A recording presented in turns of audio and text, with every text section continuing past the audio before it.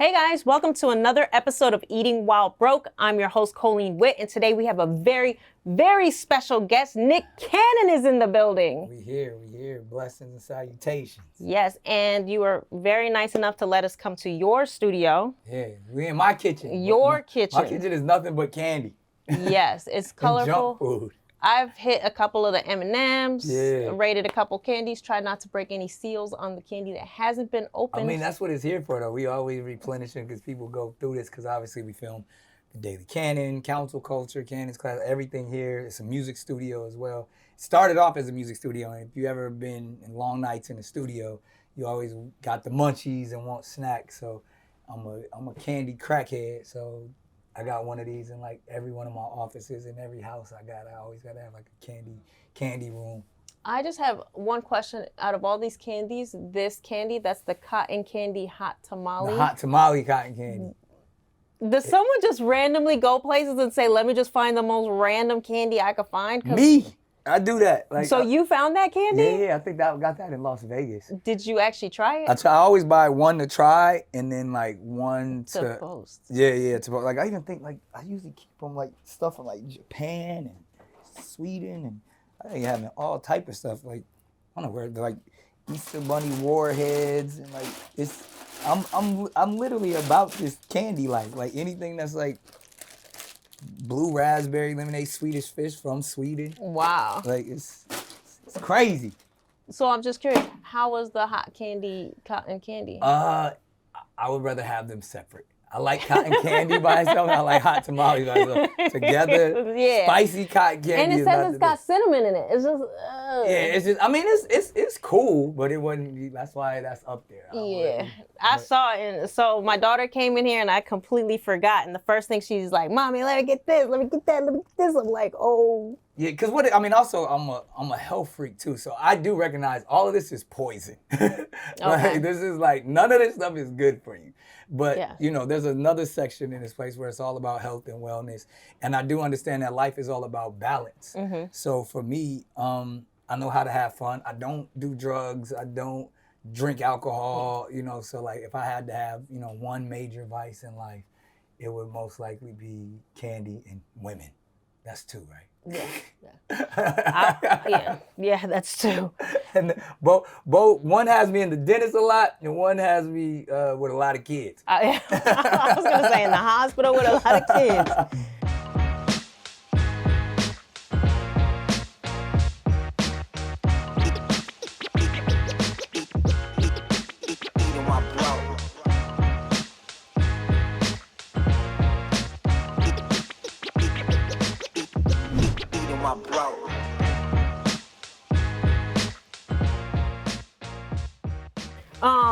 So now I asked you, take me back to what you were eating when you were broke. I'm guessing you being broke had to have been in your early teens? Yeah, I mean, I still got a broke mentality though. I'm one of those people. You can never take the hood out of me, and that's why I still eat a lot of this stuff to this day. But I know this is, I can't cook, so like it's certain things that because all my life I've probably been on the grind and working, so I never learned how to cook. That was always my grandmother or my mom. I can make simple stuff like eggs. I can make eggs. Okay. But like if I have to, I actually love when it comes to my healthy stuff. I eat at least 2 to 4 boiled eggs every day. Okay. So I know how to do that myself. Okay. The boiled eggs. Yeah, it's just, you boil them. It's just as long as you don't break them. Like, put them in the pot. That's the train. Oh, I thought that was an earthquake. Sometimes because there's earthquakes too. Sometimes you can't tell the difference. What's the earthquake or what's the train? I'm not even gonna lie. Part of me was like, "Whoa, that feels a little too real." We're right next to the train track. Okay. But yeah, so I still love this stuff that we're gonna do today. I still eat this stuff as snacks, and these technically most of them are like on the healthier side, especially the ones I have with the fruit. Okay. So walk our guests through it. Most of our guests are what we starting with. It's a 3-course meal. So yes. Okay. We got the appetizer, we got the main course, and we got the dessert. Okay, let's start with the appetizer. Okay, so the appetizer, to me, This is what, because you got to try this too, right? Mm-hmm. The appetizers. We're both eating this. Yeah, I want to take you all the way back. Okay. Yeah, but this one is probably the only one that you might be like, yo, that's a little bit out there. Is the sunflower seeds. See, I knew you were gonna say that. Ooh. First of all, we in the hood. I'm scared. We all like sunflower seeds, and I started this before there were flavored sunflower seeds. Yeah. Back in the day, you could just get the David sunflower seeds. They would sell them at the ice cream truck. You had the little bag and then the big bag, and we just would want them to taste different. And it was at the time where salt and vinegar chips were out, so I was like, yo, why don't they have salt and vinegar sunflower seeds? So went in my mama's cabinet. Oh my goodness. And get some regular. I prefer, the white vinegar, but you can get the apple cider vinegar. I didn't know what. I was like, I can't even believe this is gonna be the Heinz. And usually you gotta let it sit and marinate for a while. Okay. Now, only thing about this, because if you let it sit and marinate, they get soft. And so you can kind of like, it's a vibe. I can honestly say I've never in life ever did this. So I mean, it's some hood. This might be some San Diego, like. All right. Used to just literally have vinegar. It's just like regular sunflower seeds, but I would probably let them sit, and we would put it right in the bag and just shake it up. It had your fingers stinking, but it's really delicious. So they're hilarious. So I did peep that about sunflower seeds today, that there were flavors. It was almost impossible to get plain. Really? You had to get everything now they done turned up. As you see right there, you got ranch. Right when I walked in, I was like, look at all these sunflower seeds right here. Yeah, we got still eating it. I eat sunflower seeds like crazy. Like that's my whole vibe. Did you try one right now? I did. That's why I'm talking real. It's a little Let me see. Right. Oh, wow. It's cool, right? It's like all day, perfect little appetizer snack. You know what? The vinegar really works. Salt and vinegar. That's impressively good. I'm telling you. Okay. Now, normally you need a paper towel, something to spit it into. But that's just like one of my favorite hood snacks right there. To where, thank you. I'd still, to this day, like no matter all of the stuff I got, I'll make this, go watch a movie. I feel like your breath will stink after you eat this, huh? Yeah, you definitely got to get you some okay. But, Jolly Ranchers. Okay, shout outs to this. Appetizer is a win. Yes. Okay. See? Come on, rock with the board. And it's very ghetto. It's ghetto fabulous. It's good. It's actually impressively good. I would have never thought to do this. You wrong. Okay. All right, so we survived survived it. The salt. Well, I've survived the salt and vinegar, sunflower seeds. It's good. A+ for appetizer. Yes. What's the main course? All right. Now the way we're gonna rock the main course, I literally used to eat this for dinner because I was broke. So even growing up in the projects, in the hood, this was like when my grandmother or mom was at work or doing something, and I had to eat and fend for myself. This was like my favorite thing. I didn't want to eat all of the other stuff that was forced upon me. This was like my favorite meal, and it was one or two others. I am a fiend for hot sauce. I collect them. I got a bunch of different ones, but the Cristal, as I call it, the Crystal, is my favorite. So they corrected us here. They were like, "Hey, don't put it," because we put another one out, and it was like, "You don't have the crystals." I was like, "We do," and he was like, "Only put the crystals for." Now that's the thing too. Like, hold on, because there's two styles of this. So you could go. I'm gonna walk over here. You can go Cristal, or you can go a little more Spanish, and go. You guys probably get a shot of this. This is literally just a whole thing of hot sauce. And oh my goodness. Oh, they bugging. They ran out. All right, we'll go with this one. But I got like 10 bottles of 10, probably 20. All hot sauce. They ran out of Tapatio. Or maybe it's in here. Dude, you know what? I was gonna bring Tapatio, but I wasn't too sure if it would count. It might be upstairs. But anyways, we got the other one. So you could do this Louisiana style, or you could do the Mexican version. We'll use the Valentina on that one. Okay. So just because I love hot sauce on any and everything, and sometimes all we had was either microwave popcorn, and literally we would eat that for dinner. So eat that for dinner. Yeah, because I mean, when you think about it, it'll fill you up, and like you can get like a whole box of it for like $5. Yeah. And kids love popcorn, so I didn't know. I thought it was a treat. I would literally eat a bag of popcorn for So breakfast. And then once I was a teenager on my own, I couldn't cook, so I would just eat popcorn for dinner, and I would put hot sauce on it. Oh, okay. So we start. So I'm gonna put the Louisiana. Okay, so this is dinner. You never had, it's the main course. You never had, I'm not a hot sauce fan. Oh, okay. I'm really taking one for team today. This is well, cause like exploring Coline's palate. And Poetic Justice, Janet Jackson did this. Mm-hmm. She was eating the hot sauce and popcorn. I was like, yo, that's why I knew we was kindred spirits. That's why I knew Janet was my type of woman. So we gonna do, now you can still, and even I'll put a little bit on the Lay's potato chips. That's the other thing we had a lot of. But I'm gonna give you the Mexicana vibe. And even if like this is the hot sauce, if you see the street vendors and they making like whatever, they'll have like different type of Mexican snacks. They use this type, or you put this on tamales and all of that type of stuff. So this this one looks legit. Yeah, hot. Yeah, that's the.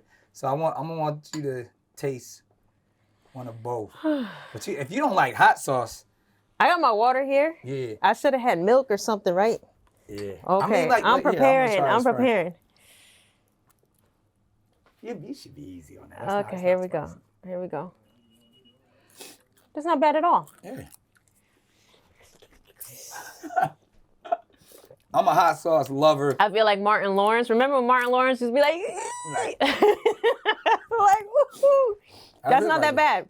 Now the dark color scares me. Yeah. All right. You gotta just take. Here we go. Jesus be with me. Yeah, that's gonna be hot for you. Just eat the whole chip, Coline. Nick, you know that was way too hot. I love it. That's our main course. we went Cajun and Mexican. Two of my favorite types of foods. So, but that wasn't even that bad though. Yeah. I survived it. Not that bad. Would never do it again in life. Yeah. But not that bad. All right, so now you ready to go to dessert? Man, I'm looking at this watermelon. You keep looking at lemons. All right, what's dessert? No, you got to try the lemons before the watermelon. Okay. One, because just again another thing. Growing up, didn't have a lot, but we made do with what we had. So, paper plate. We grabbed that. We don't have no paper plates here today. Or do we have a paper plate? We do. I think we got paper plates. We still keep it a little ghetto. You had the little ones. Yeah. I thought to do this, but the table was so small. I was like, we're gonna try to make it work. But this is what I used to do. I used to take regular sugar, pure cane, by the pound, C&H back in the day, and get a whole plate. And I wasn't really allowed to do this. My grandmother used to hate when I did it. But to eat fruit and like fruit, when I'm not eating candy and stuff. And it's funny enough, like I'm actually going on a fast next week. I do it every year at the top of the year. And sometimes I can cut sugar out completely for like 6 months. I don't set a date or whatever. I know I got to do at least 30 days, but I just try to do it as long as possible because I love it so much. Yeah. It's all about discipline. So next Sunday is actually when I start my sugar fast. So this is probably going to be one of my I'm going to try and join you on that. Last delicacies. Because I've been like telling myself I'm going to cut it, but like the second I'm in a room with it, I'm like, it's poison. Next week. I'm addicted to it. Like, I know I'm an addict. But all right. So yeah. So when I was a kid, I would literally get a paper plate, fill it with sugar. Wasn't supposed to do this. There would always be lemons from a lemon tree or something like that. Cut the lemon in half, or now I'm a little bit more sophisticated. Slice it, and just I would literally be sitting watching cartoons, and it's natural candy. Like I feel like my daughter would love this. Absolutely love this. It's amazing. It's like lemonade. I feel like I'm gonna like this. If you like sour, it's a vibe. This is amazing. Right? Did you come up with this one? I mean, it was as a kid. This is all I used to eat. When I was Everyone broke. in life should have one of these. That is amazing. Fire, right? Mm-hmm. So right before my sugar fast, Oh my God, I'm gonna double dip. As you should. Normally you would have your own plate, so you could triple, quadruple dip. And matter of fact, and then, you know, now that we really sophisticated. Yo, that right there. You can just go ahead and sprinkle it. That right there. That's the one, right? Is the best of the best of the best. That is now, definitely normally dessert. On your show, a lot of people don't do desserts, right? Every once in a while, we'll get a guest that does a dessert. Yeah. Like they'll do like you know DJ Charisma? She did like a tortilla. The last one, she did like 3 courses with 1 tortilla. Oh, right. And she did a cinnamon sugar. Yeah, because I was thinking one thing, but I knew you got to have an oven for that. And our oven ain't really working the way I wanted to. But we would take regular Wonder Bread and put cinnamon, sugar, and butter in it. I call it cinnamon nigga crunch. But this right here is my favorite. This may replace my... Well, I guess this could go on the processed sugar diet because of the sugar. Right. It's better than candy. But you could do honey, maybe? Maybe agave. Agave might be fire. But, yeah, that's it. This right here is heaven. If you like Warheads, Sour Patch Kids, Lemon Heads, this is the OG. This is where all that came from. Okay. You was winning with this. Okay. All right. Number one dish is the lemon, the sugar. Yeah. All right. And now the one that you have to prepare the most. And I actually eat this every single day. And when I'm on my sugar fast, I tap into this. I eat a lot of fruit, and this becomes my dessert.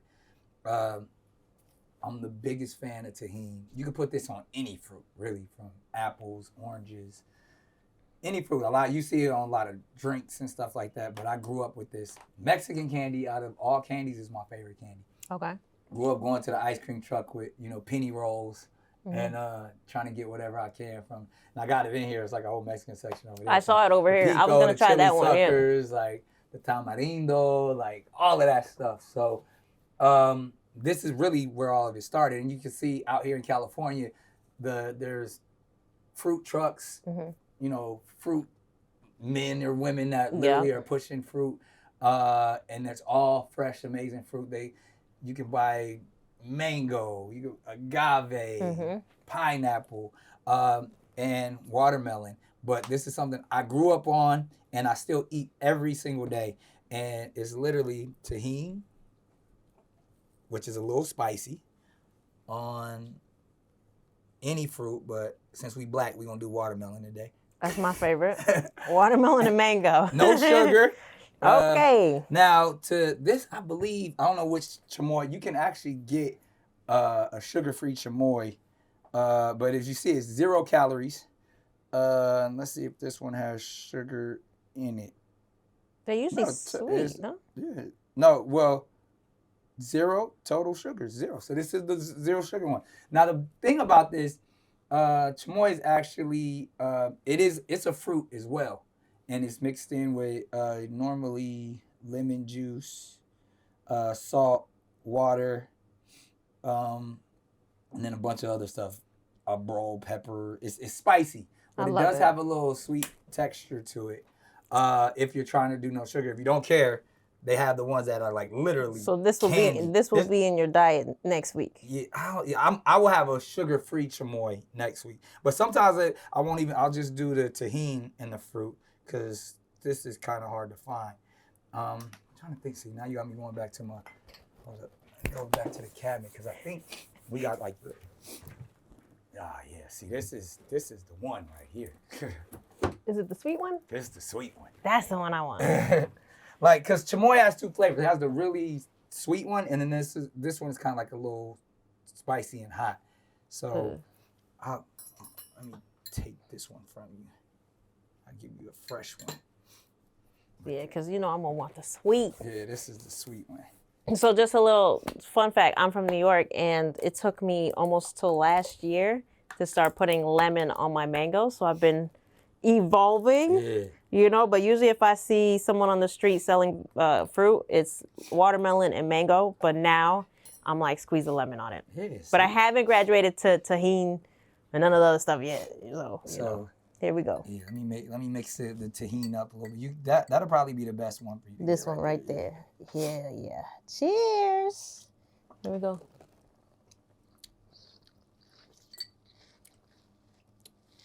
bomb, I'm telling you. Which one? Shout outs to that one. That one's sweet. That one's super spicy. Where does it say if it has sugar or not? That one has sugar. I mean, you can just tell. Like, look at the. No, but if I were to go in the store and I try to buy this, how do I know which one? Like that. Well, because it's just like the consistency. That one is awesome. Yeah, it was darker and thicker. Yeah, it's thicker and it's literally like a bottle of candy. But this one is kind of more, spicy. So. I would taste the spice on that one. Yeah, and they put it in ice cream out here. They put it on like everything. So that's eating while broke. This is but I still eat this stuff every day. The 3-course meal. So now that I've gotten to walk in your shoes as a young buck, right? Take me back to what was going on around this time, like in your home life. Hustling. You were in high school?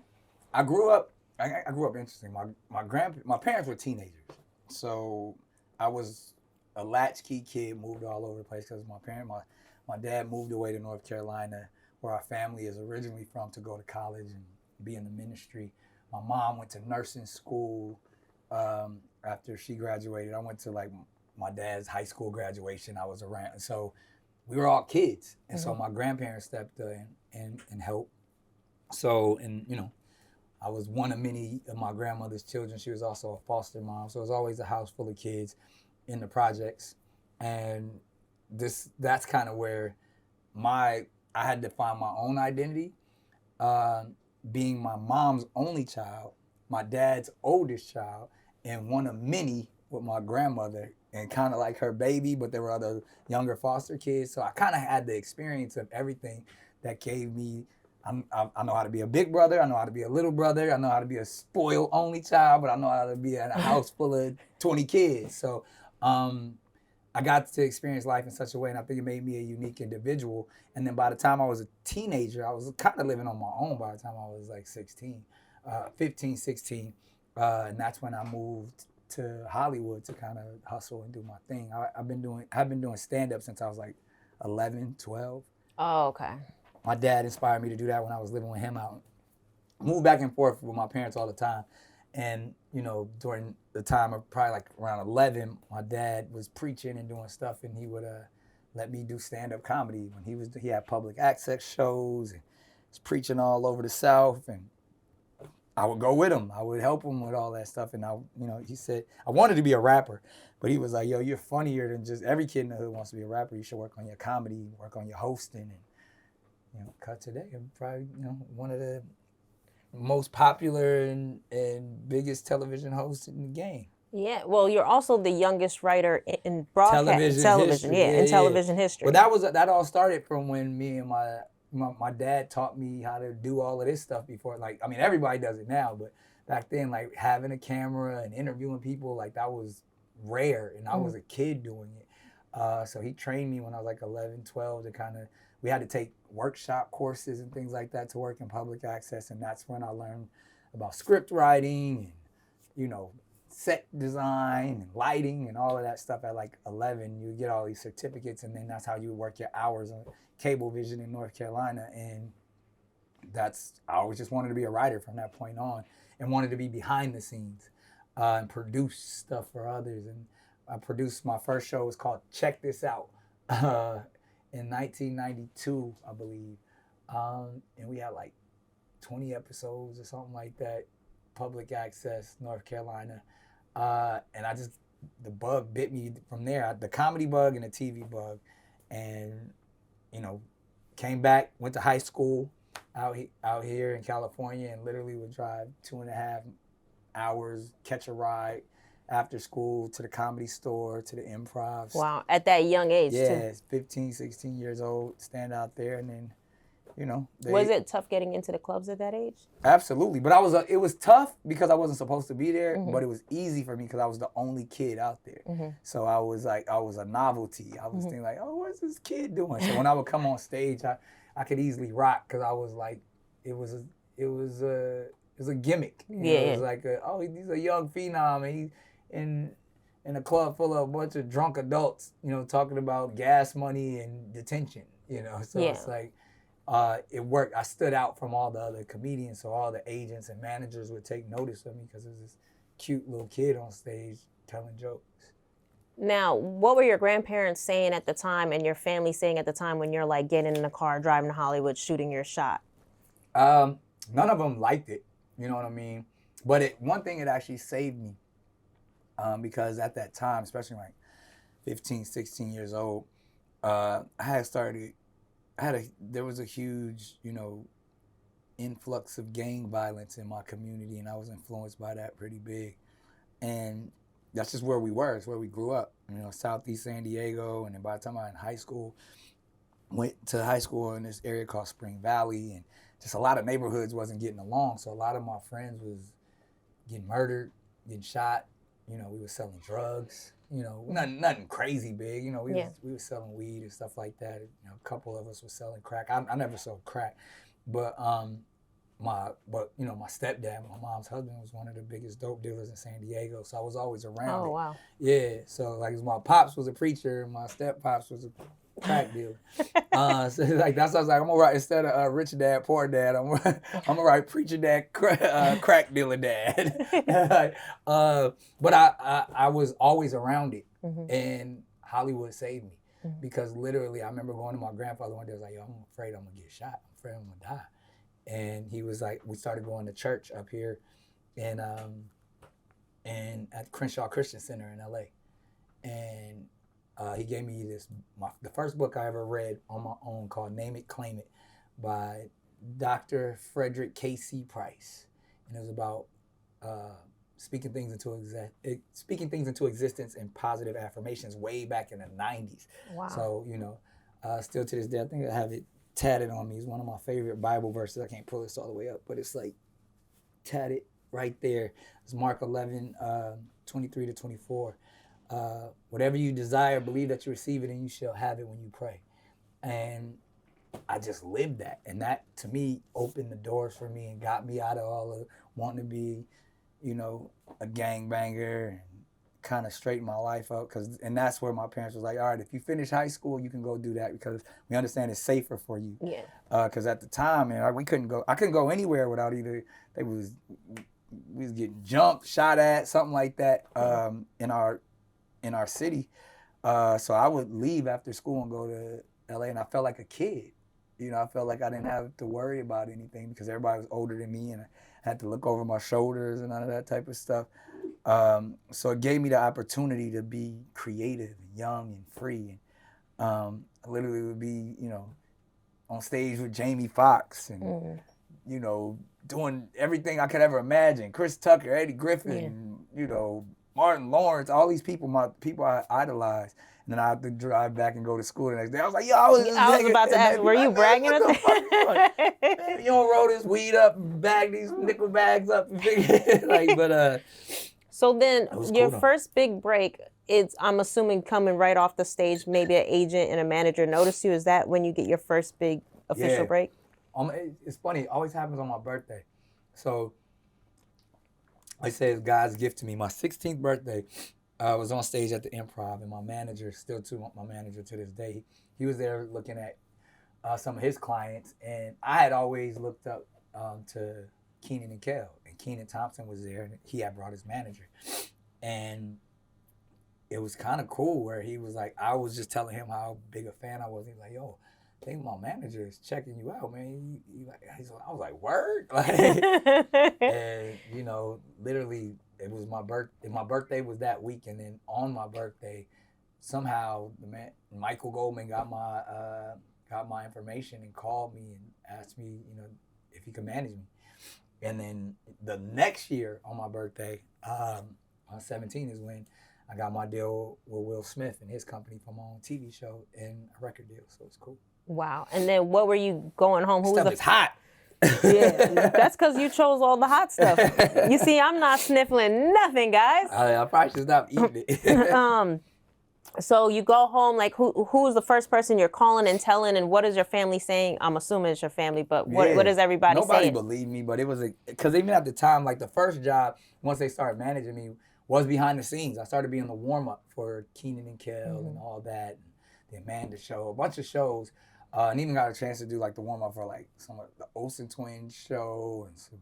Dang, I remember the Olsen Twins. Yeah, like the TGIF nights and Sister, like, because I was a kid. So the audience would have a lot of young people in it, especially like the Nickelodeon shows. So I would entertain the audience for like 4 hours while they're filming the show and doing stuff and telling them what's going on. So that was my first. So my name would come up, you know, super fast at the end of the show. Audience warm up, Nick Cannon, and like my whole family would gather around the TV just to see that. And they would be calling, like, why his name won't come up? You gonna see his name? It was like, so like that's probably the most excited my family's ever been for me. Because since then they're like, I don't care. Like, we tired of seeing you on TV. But back then, I remember we would gather around and like wait to see my name come up at the end of the show on Nickelodeon. Now, at that time, what was the money looking like? Did you feel like you had arrived, you had made it? Was it enough money to buy every sneaker? So at the time, I remember I made a bet or deal with my mom. Because my mom wasn't feeling it. My mom was like, you got to go to school. My mom would even tell me stuff. She's like, you're not even that funny. And like, cause she wanted me to stick to music. And she would, you know, she had seen me grinding. Her father was a musician and had left me all of his music equipment before he died. So it was a real connection. My mom just wanted me to be a musician. And I was like, I'm gonna be a comedian. And then she was like, you're gonna get a job. And she made me get a job at like Wiener Schnitzel. And I fucked that up. I was like cracking jokes on the drive-thru. I can't even imagine you, yeah. Like, it was horrible. Like, I had to go in that freezer, cleaning the bathrooms. I was like, all right, I quit. But so my mom was always like, you got to do something. You can do that on the side. And she was going through some hardships. She had like 3 jobs at one time. And you could just see the pressure on her. She was just like trying to do it. Like she eventually became like an accountant for like these major companies, but it was hard, you know. And we lost our house and had to get downsized and get an apartment, and it was just me and her. And I told her, I was like, Mom, just trust me, have faith, rock with me. And I said, if you go to church with me every Sunday, I'll come back and we can go to church. Because she was mad at the church from whether like her upbringing and, you know, my dad and all, he was so churchy. She was like, forget all of that stuff. And I was like, yo, you just go to church with me. We're going to have the faith, and I guarantee you that in a year, I'm going to buy you a house. And then she was And how old were you at the time? That's what I was 16. And so I remember for the warm-up checks, I was making $500 a week. So that was enough to get my gas from San Diego to LA and pay my mom's rent. So for that first year, I was paying my mom's rent and then having like a couple $100s in the pocket at 16 in the 90s. Yeah. I was good. And then I got, like I said, by the time your mom did take the deal and go to church with you on Sundays? Yeah, she went and still does. And like she would go to church with me every Sunday. And it would be me, my mom, and my dad's mom. We would all go to Mount Airy Baptist Church in Southeast San Diego. And it was some of the best times of my life because that was the come up. And like literally I was just watching God move and how God worked. And it was just like, just blessing after blessing. Like I said, by the time my 17th birthday rolled around, I had to deal with Will Smith. And my first big check, the first thing I bought, and Will told me don't do it, but I bought a Range Rover because he had one. and like, cause like Kenan had a 4Runner, Kel had an Expedition, like everybody had these SUVs, and I had my mom's old broke down BMW. I was like, when I get my check, I'm gonna be riding high just like y'all. And I bought a Range Rover, totaled that, messed that up, but the next chunk of money that I got, I bought my mom a house. Wow. And I was like, I told you I had you. And the rest is history. Been buying her houses since then. Now she's sitting good and behind gates in some $1 million estate somewhere. So from there, you end up. How did you get the youngest writer? Like where? Well, that was all. So in that. So while I was the warm up, I would watch Kenan on doing their thing, and Kenan literally became my big brother. They said you used to like sleep on his couches at some point, I used to sleep on everybody's couch. I used to sleep on Kenan and Kel's couch, Jamie Foxx's couch. I used to sleep in my car. But Keenan was the one that let me move in. Oh, okay. You know what I mean? Everybody else was just like, yeah, you can have a couch. You know what I mean? Yeah. Like, it wasn't tough times. I was a teenager, so like it wasn't like, you know, no pursuit of happiness. Yeah. Like it was just it was the hustle. I loved it. You know, we'd be in the comedy clubs till 3, 4 in the morning, and we go to Jerry's Deli till 5, and so I might go close my eyes for an hour or something, and I'll be playing basketball at the YMCA by 7, 8. So it wasn't like my clothes was in my trunk. You know what I mean? So you graduated high school earlier? Yeah, I graduated high school when I was 16. Because that was part of the deal that my mom made with me. She was like, if you finish high school, and I was like, I'm going to finish early. And I had work experience, a job. I had figured out how to get the stuff that I was doing in LA as work experience. Okay. So I was getting work experience credits and finished all of my courses, and I graduated high school a year early. So just because I was like, all right, cool. Then now I can be up there full time. And all of these hours during the day where I'm sitting in a class, I could just move to LA. So I moved to LA when I was 16. Okay, so your Will Smith situation, there's a pivot in there, obviously. What happens, like, to the next level?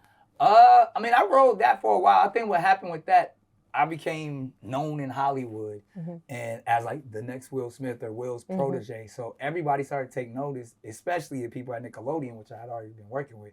So they're like, yo, how did we let this kid get away from us? So then that's when they gave me the deal for the Nick Cannon show. And youngest executive producer at the time. I think I think there's definitely Zendaya or even like Marseille Martin or something like that took it because I think they were younger. But at the time, I was the youngest. I don't think so because I Googled it right before you came and you're still the reigning champion. Oh, so yeah. I tried. I was like, is he still? And 18, it said still. Yeah, 18 or 19 is when I was the youngest because I was really my showrunner. Like, and the crazy thing, if you ever watch the Nick Cannon show, it's funny because now I do the Super Dad content with my kids and I make them watch episodes of the Nick Cannon show with me as a teenager. And everything that people go viral for and making millions of dollars on YouTube, I was doing in the 90s. So I was doing the man on the street bits. I was pulling up to the zoo or to the mall dressed up in crazy stuff, pulling pranks on people.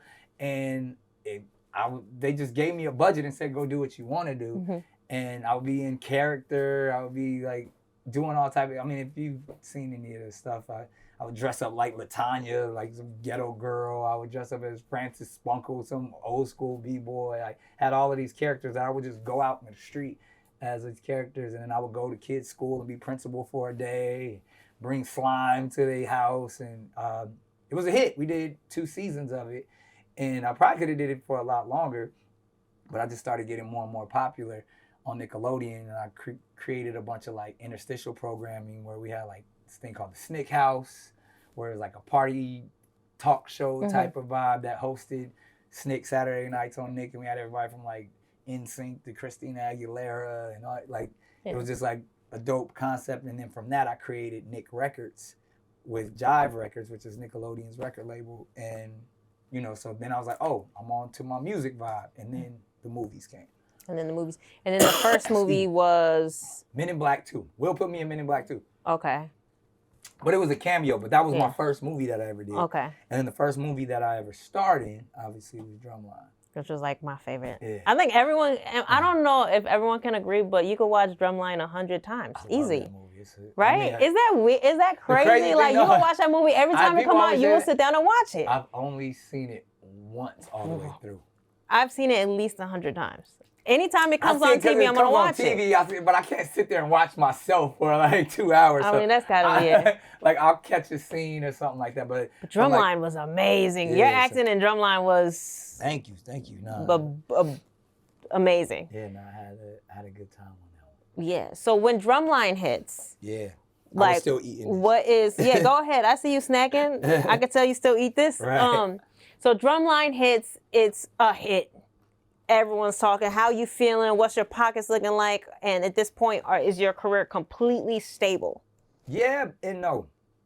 I think my career right now ain't completely stable. I think that's why I hustle so much, because I feel like at some point they can pull the rug from up under me at any time.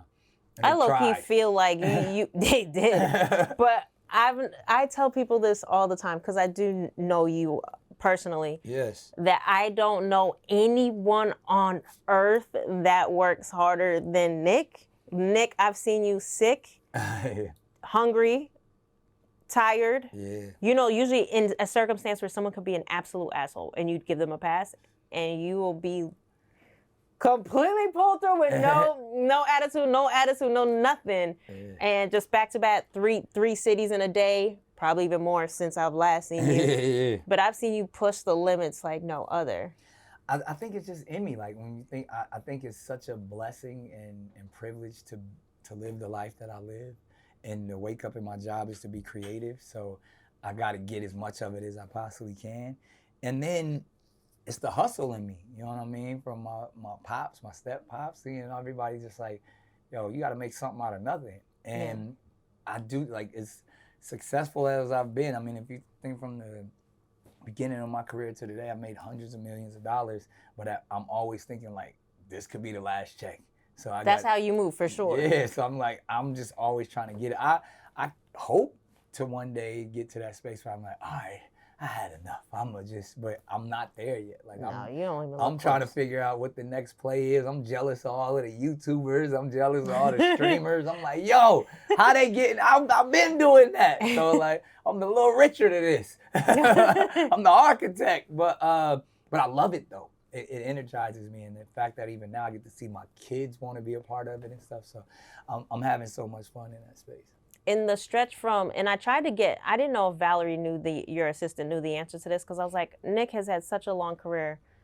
I was like low-key curious if at any point during this long span of a career, if you actually went broke at any point during the span. Well, I went broke a couple of times. I'll tell you. Tell me them. That's what I'm curious about. I went, so after my first deal with Will Smith, it was somewhere like $150,000 to $200,000. And I told you I bought a Range Rover, bunch of other stuff, attempting to get my mom a house, and thinking that they were going to pick up the show. I had a 6-episode commitment produced by Will Smith. Mm-hmm. I mean, Quincy Jones is at my pilot shoot.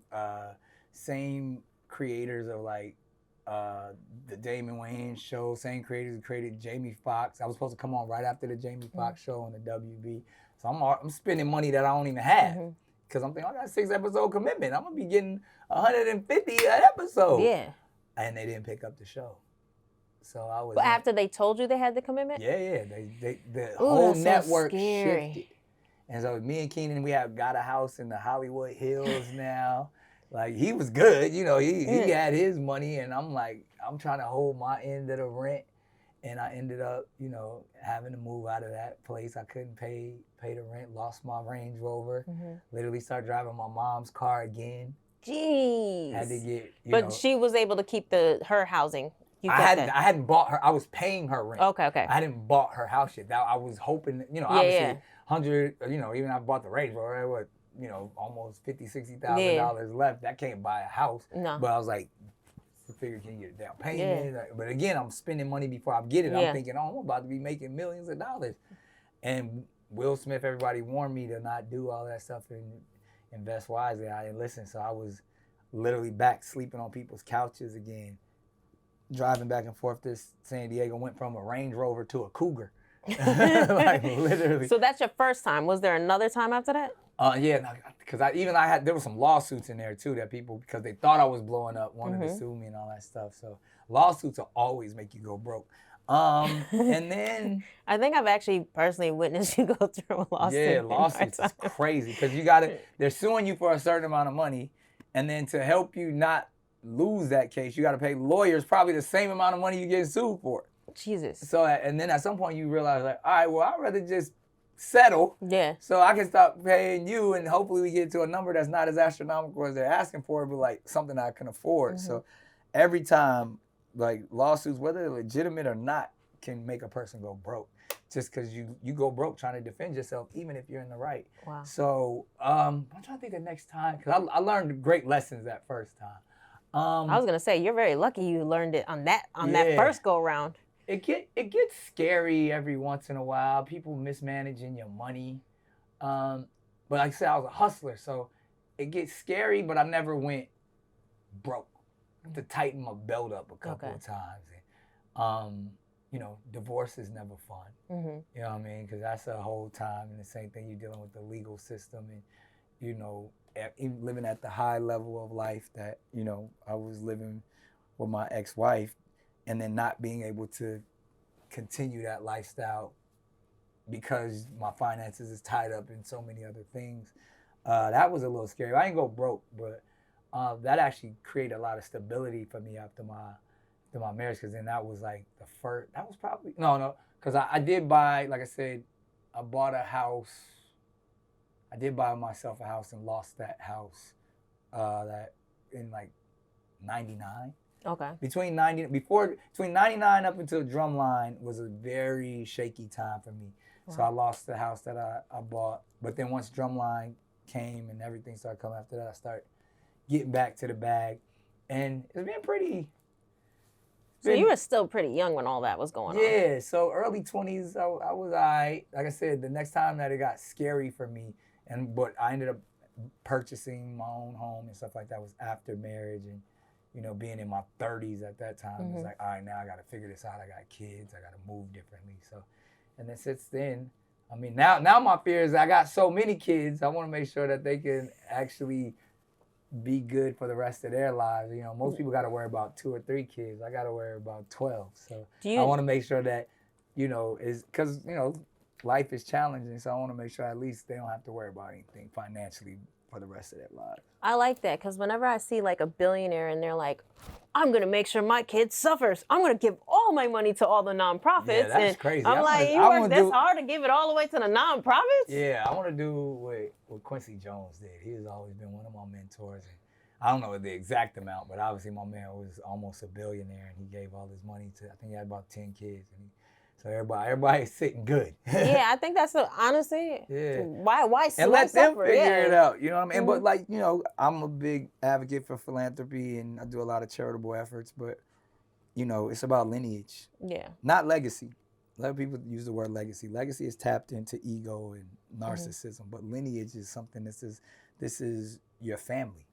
And you want to make sure, and that's my goal. To me, like having so many children, the goal is to be able to provide for them in a way, whatever they want to do in life, the sky's the limit. Yeah. If you want to be a doctor, I can help you get to the best medical school. If you want to be an athlete, I can get you to the best trainers. If you want to be a chef, I could get you to the best culinary school. And it's not about a financial thing. It's about me supporting your dreams. So I'm literally focused on my kids and the fact that I have the means and the, wherewithal to make sure that I could put them in positions to they can have the best education in whatever it is that they want to pursue. They can have the best health. They can have the best chance at life. Let's do it. And that's why I work so hard. I work so hard so that my kids can have the best, so that their life isn't as different. I like that. So I knew you pre-kid. I met you when I was 21. I think you were 25. And I was so impressed with all that you were doing. Not only you were working with the youth. I was working with the youth. And you had your own company. Yes. She had her own. She was a journalist and had her own magazine. Yes. And I thought that was so cool. So much so that I was like, I got to be a part of this. Yes. But it was funny because we're like so close in age. I'm literally 4 years younger than you. So you had just gotten your deal with Wildin' Out. Yeah. I think you were in season 1 or season 2 when you and I actually ended up working together. Downtown.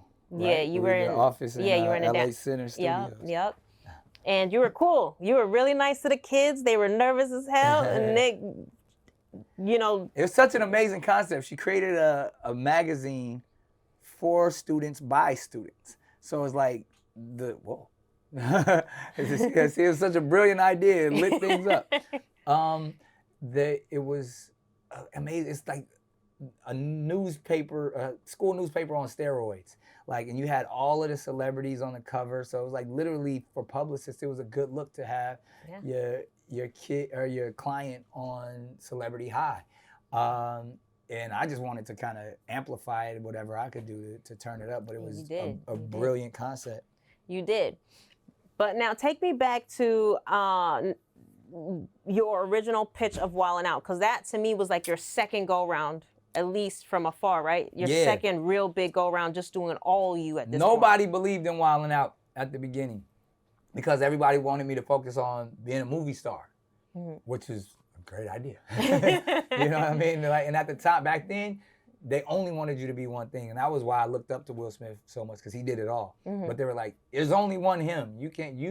Let's go become a movie star, and then you can focus on music and TV. And I've been doing a bunch of stuff with MTV, like the guest hosting on TRL and their different game shows, and they love me.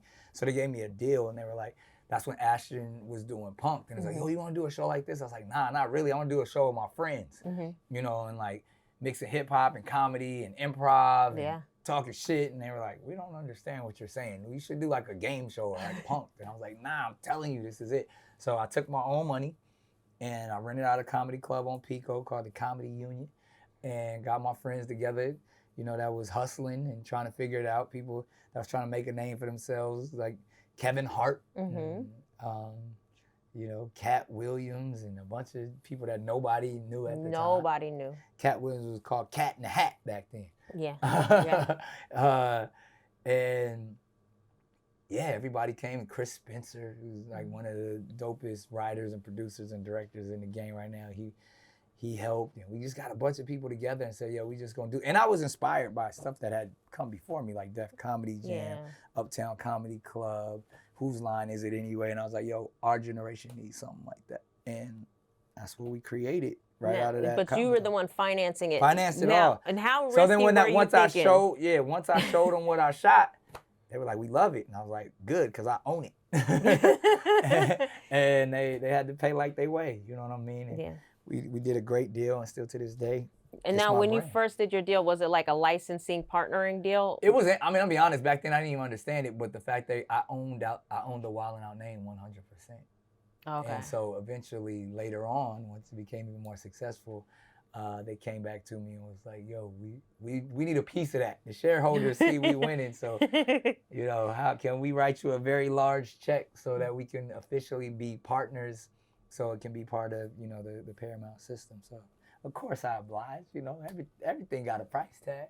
Everything has a price tag. But tag. I'll never relinquish ownership. And that's great. So now around this period, you're doing really well. You're doing extremely well with Wild 'N Out. You're well known. You're helping me out, by the way. Thank you forever for I can't even tell you. I'll just a short, quick story. I couldn't afford the rent on my office. And I remember telling Niall, like, Niall, I can't even pay the phone bill on this office anymore. And I can't even afford the rent. And I was like, ask Nick if you can move in. And what you don't know is Dorian or someone someone had said you can move in. And so whenever Nick would pull up to the studio, I didn't know if Nick knew I had moved in. So like you would come in and I'd like hide somewhere in a corner. And I think one day you were like, what's up? And I was just like, I don't know if he knows that I work out of here. It was all good.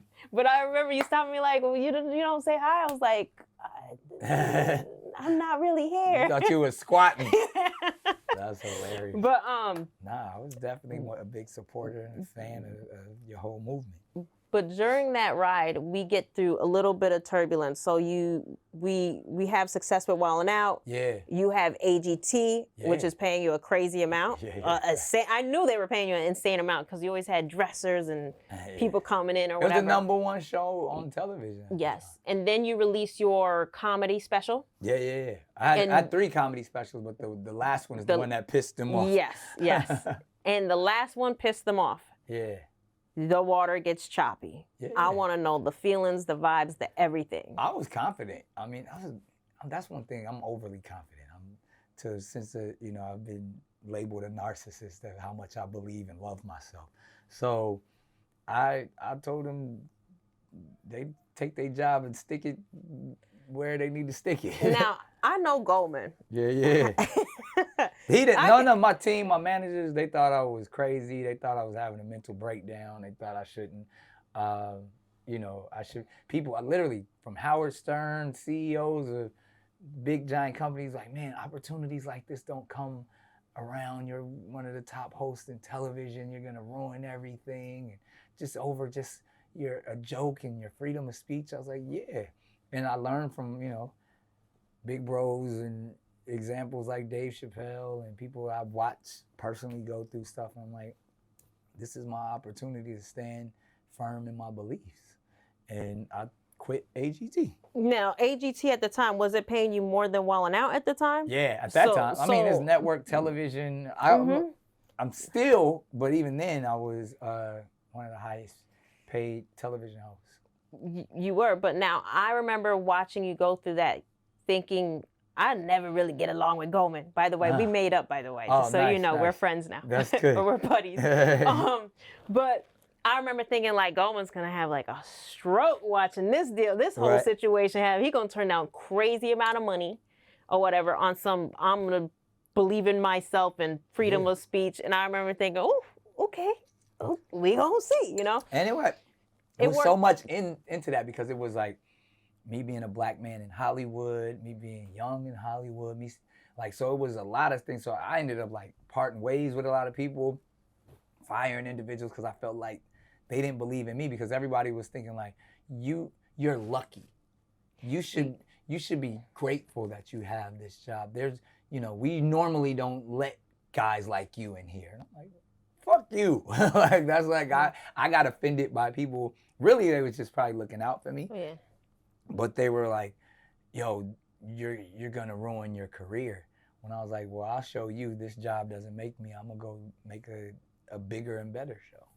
Yeah. Now working with you personally, I think I saw a lot of that behind the scenes. Yeah. But what I also was able to see was your elevator pitch game was remarkable. I always tell people like when you see a deal, Nick did it from the beginning, the middle, and the end. And he came up with it and he sold it himself. Yeah. I've heard stories about you writing movies, pitching it, and getting a deal, and then going home to write the script after you sold it. Yeah. I've done that a bunch of times. Like, I got the script. I'm just working on it. I have it to you next week. And now with ChatGPT, you can actually really do that. Back then, I was literally up all night writing scripts at something I had already sold. Dude, I talked to your dad. We're both heavily into AI. And ChatGPT, I've been joking, ChatGPT is like the word level of where AI is now. There's other platforms that will that do this annihilate it. They literally like you downput your brain and you say, write the script from this perspective and these interviews and done. It's done. It's crazy. What's your favorite AI program? Right now, it's Sintra. Now, when I first got Sintra, it was too complex. Yeah, your dad was the one that showed me a couple notes from it. I was like, yeah, but now I kind of understand the concept. Yeah. There's InVideo that I did a little. InVideo was good, but I want to do a whole compilation of based on what like I have a password sheet that I gave to like my family and friends, and it says like this is what this app is specifically good for. Right. And so if you use all of them together, it's heaven. Yeah. Like. I don't want to be graphic, but like I would have sex with AI. I'm so obsessed with AI. I think that's good. They're making that possible very soon. Like, I'm just saying, like I'm that into it. Like that's all I talk about. So, but I want to take it back to this era because there's a couple scary patches where I feel like in my spirit I was like praying for you. Oh, there was one part where I even sent you an email. And I looked in my emails and I read that email back and I was like, did I say that? It was probably so much stuff that I seen that I might have like, especially because the No, you responded. You responded, and you were very nice. And I was like, what? I was, but there was a lot of love out there, and I appreciated when people saw that I was going through stuff because sometimes I was going through stuff health wise, and then sometimes I was going through stuff business wise. But like it's all eyes on me, so it's like magnified from the media. There are people they just be in my business, but people know like, oh shit, he's going through something right now. Yeah. And it's hard because you embody strength. Yeah. So during this period, you say goodbye to AGT. Now, this is the remarkable comeback that I loved. You end up on Masked Singer, which ends up being #1 again. Bigger than AGT. Bigger than AGT again. Like. So everything they said I couldn't do. It was that moment Absolutely. I mean, that was the plan. I was like, and again, because AGT was on Fox. My bad. AGT was on NBC and Masked Singer's on Fox. So I literally was the competition and went and just, showed them what where they messed up. Yeah, exactly. And it was like, people were like, that's never been done before. So where somebody literally tells somebody to go stick it where the sun don't shine, and then you think they could cancel you or, get rid of you and go across the street and make an even bigger show. Yeah. Well, you showed them. Yeah. But now the ultimate life check happens, which is when I think it was like right before the pandemic or going into it. It was in the middle of the pandemic. It was the middle of the pandemic. I don't know if it was a life check, but I felt like it was a chin check. Yeah, it was a chin check. From the outside looking in, people was worried. I was worried. That was when I sent my little vulgar email of these I'm Jewish and Jamaican, so I'm going to say this. Right. I'm going to say this delicately, but I feel like my little brother, Eagle. Yeah, we get a little pass because we are Jewish. Yeah, I'm gonna say this. But you got chin checked by the Jews. How do you want to word it? I feel like, I don't have to be delicate because I feel it's such a growing experience for me. That I learned that even if you're not intentionally trying to hurt someone or a community, when you have a powerful voice, people can get scared of it if it's not shedding a positive light. And I always want to be responsible. And Minister Farrakhan was one of the people that actually shared this with me. He's like, if you don't speak truth, you don't really have power. You don't want to speak anything that's not the truth. So if there's something that you have said that isn't the truth, and someone can challenge you and say, this isn't true, then now I'll never have to say that again. But if it's the truth, stand firm on it. And that was the lesson that I learned. That was what I was attempting to project, but it was so much going on that it felt like, ooh, he apologized, or ooh, he not going to apologize. Like, it became about what everyone else thought opposed to what the actual lesson was. And that's even why, out of that process, I created a platform called not cancel culture, but counsel culture, because that's what we all should be seeking, wise counsel, to where we're all held accountable for the things that we do and say, but it has to be displayed in a way that where you can look to others, to other communities, to attempt to understand one another and get to the truth. That's why when you look at situations like apartheid, they had truth and reconciliation. That was a thing where once we get the truth, then now we can reconcile. Or even in the Jewish community as well as in our community, there's a process of atonement and repentance, to where there's steps to it. But the first step is acknowledging and saying, look, we have an issue, and then apologizing to where you were wrong, and then taking that accountability after the apology, and then now offering up what the two of you can do together. And that's really that's the process of atonement. And I got a chance to do that live and live in color in front of the world. Yeah, you did. And it's made me, I made more money that year than I had ever made before in 2020. I made more relationships and friendships with, now, myself and the CEO of the ADL, shouts out to my man Jonathan, like we literally are not only great friends, but we have a podcast together. We get to talk in real time about things that are going on in the world, from our various communities, and it's a beautiful thing, you know what I mean? Our kids hang out together, and but it was a learning process for me. But at no point was I ever scared or felt threatened. I was more than anything, I was like, I wanted to represent who I was and my character, because I felt like people were assassinating my character in so many ways. And I feel like that's what's going on in the world right now, where there's so many figures that, in the 60s and civil rights and before, all the way Jim Crow to slavery, it was a regular thing for us to be assassinated in public. Now, instead of physical assassinations, it's character assassinations. And they want to show that they can get rid of you or assassinate you, tarnish your name, all that you've built, to show like, hey, know your place. And they tried to assassinate my character and they couldn't do it. Yeah, at the time, I didn't see anything that you had said that was bad. So maybe I have. It's the media. I have to go back and maybe double check, but I didn't see anything. It's the media. It's from the perspective. Like you didn't see anything because you know me and you know how it is. But there were definitely things out there that they could take an interview, cut it one way, put it in a perspective, and that's what I said. The media is. So that's kind of what they ran off. Yeah, it's manipulated entertainment to design, or designed to influence all. And that's what it does. So if one group wants to say, you know, you're an anti-Semite, they can take this conversation and say, see, you know, but if somebody wants to say, you know, that I'm racist towards this group or that like, you can take any interview, any soundbite, especially today, and manipulate it in a way for it to say whatever you want it to say and have that perspective. So we got to be responsible for what we say. We got to stand firm on the truths that we know.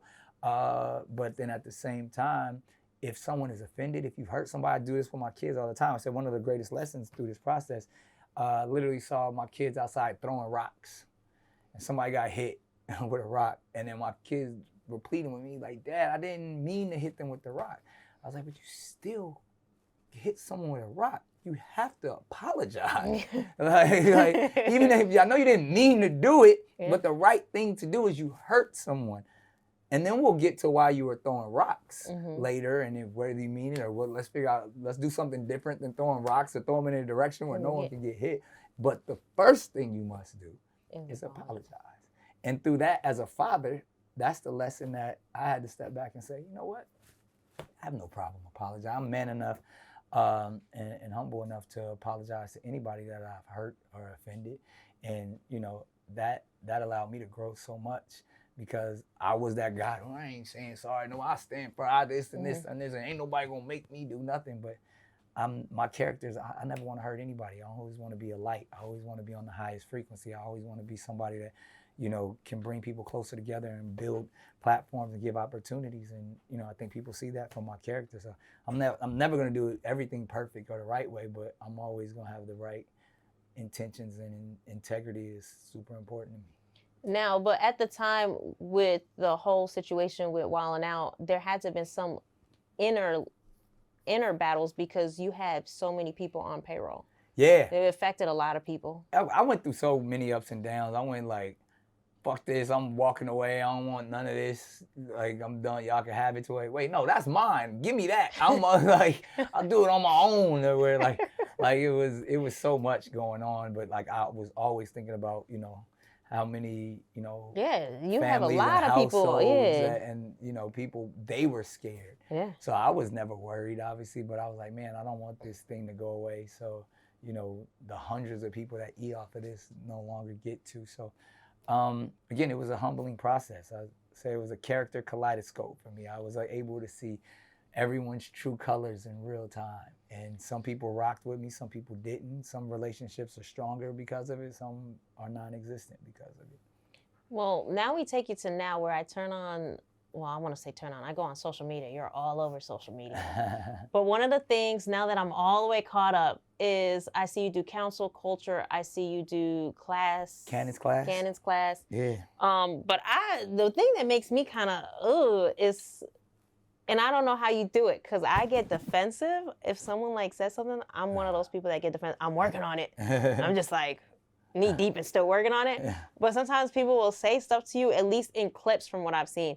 And I'm like, he's taking this very, very well. Like, I don't even know why he opens himself up to this. I think, first of all, because council culture, because I'm in therapy constantly. I go to therapy a few times a week. And a lot of times I have personal relationships with the therapists that are on that show. And if anyone's ever been in therapy, you're supposed to be open, honest, and vulnerable to a point where even if you're completely wrong, like even with my, you know, narcissistic personality diagnosis, whether I believe it or not, if this is what a doctor said I have no problem talking about it with a doctor and expressing. And, you know, I've had many, like some doctors say, well, I don't believe that. I think you're just this, and this. Or like, oh, I think, you know, you have it, but so does the majority of the people in your industry. They just never been diagnosed or don't talk about it. It's like, so the fact that I'm living my life openly for others to embrace, because it is all about community and counsel. And, you know, culture just means it's where we cultivate. It's where we grow. So I'm sacrificing my... You definitely sacrifice out there. I sit there because I say things and I feel ways that there's a lot of other men that are out there. Men don't have a space to actually be vulnerable and ask tough questions and literally challenge themselves. And I live my life out in public anyway. People have so many opinions about me anyway. So if anything, one thing you say, I'm not hiding nothing. I'm not lying. Yeah. You see the work happening in real time. And the goal is to just be, the best human being or best spirit having a human experience as I can. Well, I will commend you on the owning being a narcissist, because usually if you ever break up with someone, the first thing they're gonna say is you was a narcissist, or you. I think everybody has a level of it, and then when you get the test, it takes hours to do, and it's over days and all that stuff. But you realize there's a spectrum, like within anything, and there's certain things that when you think about it, obviously, like. I'm not a Donald Trump level narcissist. Like there's I don't want to put my name on every building, and I don't have rage, and I'm not empathetic to whole community or non-empathetic to whole communities. But there's things that when you want to be the best, when you think you're the best, when you believe in yourself, when you believe you have the ability to do something that no one else does, and especially in business, that's great. In a personal relationship, as a father, that's not good. And so even as a father, I've saying, all right, well, I'm learning how to get rid of some of those narcissistic tendencies when parenting, because a lot of people, like I'll give you an example, something that a narcissistic thing that a lot of parents do that they don't know that they do, that I've learned, is that you think your children are an extension of you. That's a narcissistic trait, that like, I made you. You got to do and if you don't agree or do what I said or what I taught you, I'm disowning you or I'm upset with you. Mm-hmm. That's what a narcissist does. And you think that's good parenting, but no, your children aren't an extension. You're actually an extension of your children if you look at it the way, and they're their own individual. So that's why I stopped using terms like legacy, because a legacy is something that you do and build. Your children are your lineage. And they go and do whatever, but you didn't. Oh, I'm making a legacy. Like, no, my legacy shouldn't be my children. Like, we are blessed to take stewardship over for probably only 18 years of an independent spirit that will go on and be whoever they are. That they're not yours in that sense. You are here to train them and operate, a safe space and provide for them for God, but.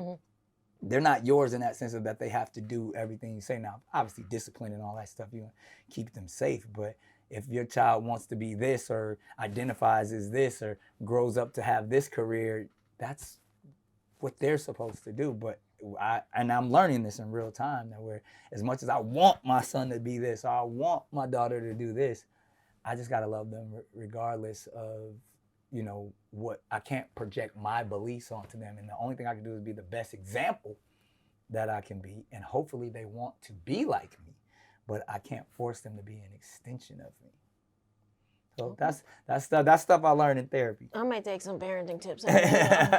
Because you think you're supposed to be like, oh no, I'm gonna make sure that you do this, and I'm gonna give you this, and you better do this because I said so. Like, I just be like, I want you to be I say this, but I get corrected a lot. But I'll be like, I want her to be the best version of me, or like stronger than me, better than me, like 10 times better than who I was and could be. That's beautiful, but I guess she will be, because you're giving. But when you start projecting your trauma onto your child, then that's when now that feels like pressure. You know what I mean? Opposed to like, you don't have to be anything like me. I just want you to be the best version of yourself. Yeah. And that's, but we're not preaching. We eating while broke. And then what made you end up going to start getting counseling? I mean, it started in the church. I mean, we always look to the pastor and different elements of Christianity to, you seek wise counsel.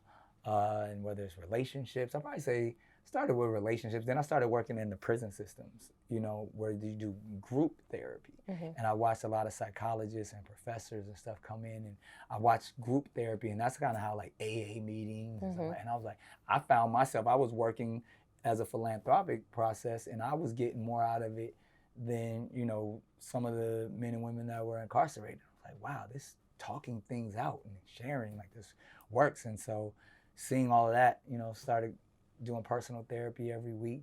And like I said, I've been in couples therapy many a times from past relationships, and I just grew to love it, grew to love like being open, being honest, and just hopefully being a beacon and a conduit for mental wellness, and because it's needed right now more than ever. So, you know, shouts out to all the other individuals who see it as well. You know, there's a lot of entertainers that and artists that are moving into that space of mental wellness, and before this though, it really wasn't something specifically Black men spoke about or even knew about. So the fact that now we can have platforms, we can do it openly. I mean, you see it all across line. Every podcast. See it a lot now. I see rappers just rapping about being a man and relationships. I'm like, dang, is it that hard as a man? Yeah, we feel too. I see. I literally was scrolling like 3 a.m. the other day. I saw some rapper and all his songs was like about like, I guess, feelings. And I was just like, you guys have a lot of feelings, a lot of frustration. But it's tell you what to do with it now too, because before we bottled it up, and then it turned into other things that weren't so healthy. But now, you know, it's like, you know, I rather meditate than medicate. You know what I mean? And I see you doing that a lot, meditation and all that. Yeah, I've always done it, but it's like now you be doing it on the camera. Yeah, you know, I got that's like a minute, 2 minutes. Like usually I do it like 20 minutes a day. I thought you had ADD or ADHD. I do, and that's why that helps me fight it. You know what I mean? I tried it. I can't get my mind to sit still. You're not supposed to sit still. That's a myth. You're supposed to clear your mind. No, you allow everything to flow. You just gotta be still. It's about being still and breathing, and then you focus on your breath, and then you literally get a euphoric sensation, like the endorphins and dopamine is released, and you're like, whoa, I get it now. And that probably happens around like minute 8 or 9. But it's just focusing on breathing and sit still. Let every thought happen. Don't try to control your thoughts. That's not meditating. Okay. You let them and but what'll happen is your thoughts will just slow down. You just focus on breathing. Or they tell you get a mantra. So some people say Om, or you pick a word. You want to focus on money. It's like money. You say money for 8 minutes straight, money gonna happen. But it's as simple as that.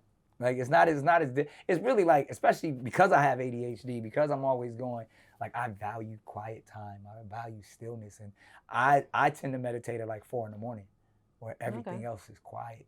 Sometimes I fall asleep, you know what I mean? But as long as I can get 15, 20 minutes. And you get up out of bed and sit on your You got to. If you stay in bed, you're going to go back to sleep. Okay. So you got it, but you find a space, the sun's out. If it's like, get you a little area. Okay. And put your little music on and vibes and just sit and breathe and talk to God. Yeah. Well, I appreciate your time. Yeah. I did walk around your office. I was looking for like chairs and tables. trying to figure out how to do this kitchen. Exactly. But you look far from organized. No, you look crazy. Like your brain is this studio. There's is literally so much going on everywhere. I secretly hoping that you will allow us to do like a little tour following you around. If you don't, that's cool. But when I look at this is how I really believe your brain operates. He's got the Daily Cannon show. He's got class, the council, the kids' room. Yeah, I got a nursery upstairs. Did you go in my office? That's crazy. I couldn't find your office. It's next to the nursery.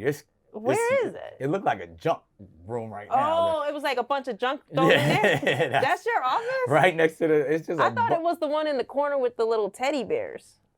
What in the corner with teddy bears? It's like the little porcelain teddy bear things. Oh, yeah, that is my office. That's it's a bunch of junk in there. You talking about the bear bricks. There was one next to the kids' room. It looked dark and like shadowy in there. I was like, I'm staying away from that room. Yeah, I think that was the one. But I mean, again, it's all over the place. The conference room. It's very nostalgic here. I'm surprised that you're able to meditate just walking a minute in this studio. I normally don't meditate here though. I like to meditate outside. That one keeps me from falling asleep. Yeah.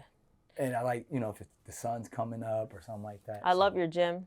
Yeah, that gym is phenomenal. And that goes outside. I like working out outside too. So thank you so much for your time. No doubt. I got to go pick up my kids. I got school. Your kids are back in school? Already. This was the first week I back. showed up today with my kid, and I was like on the phone, and I was like, where are the parents? Well, the preschool started back. I think the older kids start back. I'm in preschool. Oh, really? I showed up, and they was empty. Gates was drawn, and I was like, and it said, I guess, till the 6th, and I thought. Today's the 6th.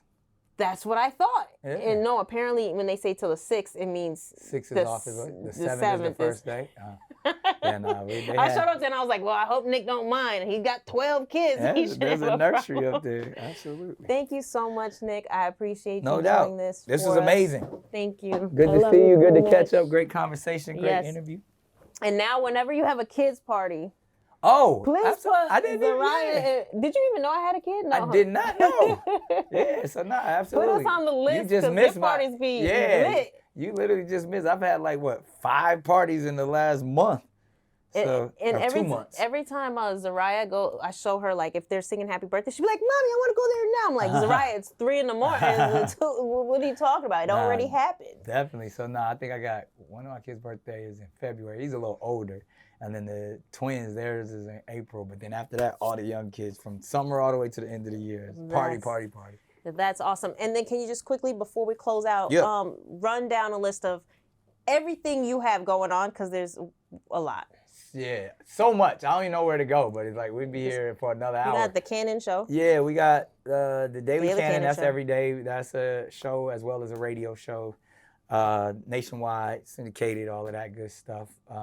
Catch me in multiple cities or just watch it on YouTube or anywhere online. We live stream. So that's a platform. So many other influencers and creators that are a part of that. I'm excited. My Super Dad stuff. I do a bunch of content with my kids. That's probably what I'm most excited about because I have so much fun doing that. And movies, we still doing those. We got a couple coming out this year, probably filming some this year as well. We playing spades. I like that. I really like that. Thank you. Too bad I don't know how to play spades. Yeah, that's fun. We got obviously Wildin' Out. 20-year anniversary is 2025, so you'll see more of that. More episodes coming up. Tours more. We got the Wildin' Out cruise starting, so that'll be fun. And then some more spinoffs and offshoots of Wildin' Out from the talent there. Are you gonna do a comedy? Anything in comedy? Yeah. Like a special or? Well, I've done a bunch of specials already, but now I'm gonna be producing some. We're building a whole new stand-up platform, so that'll be coming up. Man, so much stuff. Cannon's Class, Council Culture, Kicks and Chicks. Trying to think all of those are all podcasts. Council Culture is also a television show, a men's panel show. And we're doing Council Culture Con, and we're gonna be doing like mental wellness retreats and stuff for men.